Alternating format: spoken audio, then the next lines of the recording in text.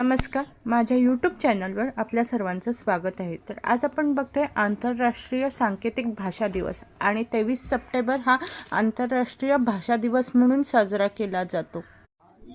या मागचा मुख्य उद्देश हा सांकेतिक भाषेचे महत्त्व पटवून देणे हा आहे। मूकबधिरांसाठी सांकेतिक भाषा खूप महत्त्वाची आहे। यामध्ये बोटांनी किंवा हाताच्या इशाऱ्यांद्वारे संभाषण केले जाते। जे लोक बोलू किंवा ऐकू शकत नाहीत त्यांच्यासाठी सांकेतिक भाषा ही महत्त्वाची असते। जेव्हा आपण शरीराच्या अवयवाद्वारे संवाद साधतो त्याला सांकेतिक भाषा म्हणतात।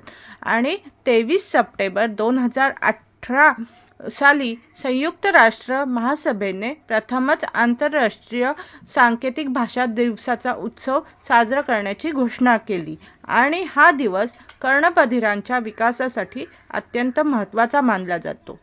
Thanks for watching. जर व्हिडिओ आवडला असेल तर लाईक करा, शेअर करा।